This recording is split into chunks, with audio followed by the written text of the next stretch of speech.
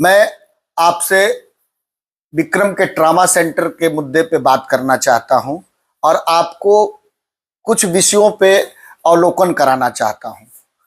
कल से परसों से मैं देख रहा हूं कि एक सोशल मीडिया पे टेंडर निकलने की प्रक्रिया के बारे में, और वो भी रेखांकित किया गया है कि अगले 12 महीने में बन के तैयार हो जाएगी।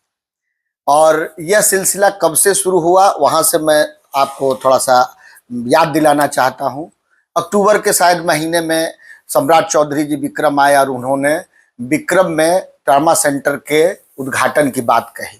फिर बाद में बात आया कि नहीं, शिलान्यास की बात कहे थे। तब लोगों को समझ में आया कि वो अब ये जो ट्रामा सेंटर पहले से 20 साल से जो बना हुआ था, जिसमें बहुत से उपकरण आए हुए थे, वो अब नहीं चालू होके अब दूसरे जगह पे इसको नया बिल्डिंग दिया जाएगा और नए सिरे से इसको बनाया जाएगा।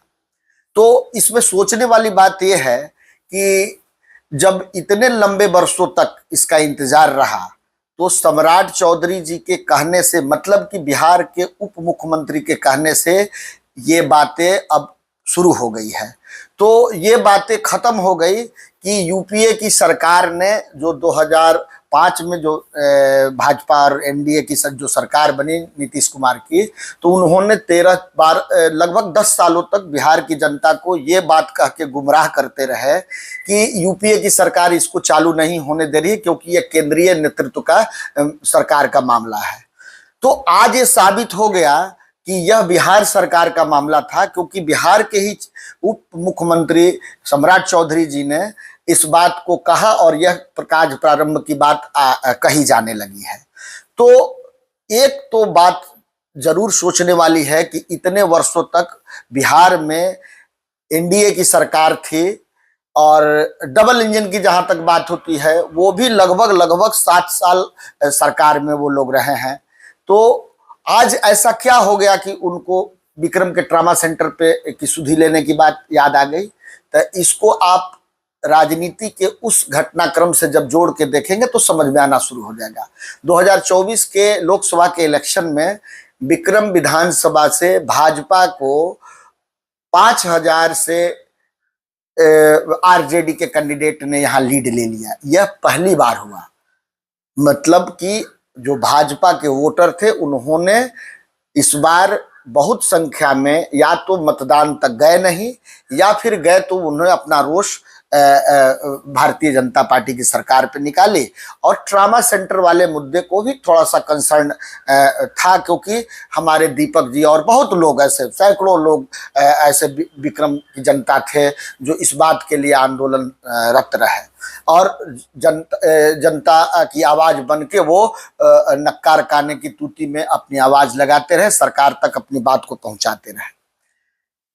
ये 2025 में फिर इलेक्शन है, तो उन्होंने यह मंथन किया कि विक्रम में ट्रामा सेंटर वाले मामले को लेके बहुत लोगों में गुस्सा है, रोष है, तो इसको फिर से नए कलेवर में ढाल के लोगों के पास प्रस्तुत किया गया। उसी प्रस्तुतिकरण के क्रम में कभी विक्रम के सीओ साहब नहर विभाग की जमीन को नापी करवा के दूसरे डिपार्टमेंट को ट्रांसफर कराने की बात कह गए। ये प्रक्रिया 2-3 महीने में ये चलता रहा। आखिर विक्रम की जनता क्यों विश्वास करे कि 22 साल जब उसका इंतजार बनने के बाद भी हॉस्पिटल का सपना पूरा नहीं हुआ, तो इन कागज के पन्नों को दिखा दिखा कर, पेपर में लिखवा कर बिहार की विक्रम की जनता इस पे अभी विश्वास नहीं करेगी। जैसे आप अपने बेटे बेटी को भी बहुत बार कभी किसी बात के लिए वो आश्वासन देते रहते हैं, और जब आश्वासन पूरा नहीं होता है तो एक लंबे अंतराल के बाद वही बेटा बेटी जब आप फिर आश्वासन देते हैं तो कहते हैं कि पापा काम हो जाएगा तो कहिएगा, उसके पहले कहने की जरूरत नहीं है, हो जाएगा तो हम लोग समझ जाएंगे। तो इस बात को गहराई से समझने की जरूरत है कि इसके लिए विक्रम की जनता को 20 वर्षों तक कौन तरपाया, कौन इससे विक्रम की जनता को महरूम रखा है, इसका दोषी कौन है, ये विक्रम पूछता है, जवाब देना पड़ेगा। जी धन्यवाद।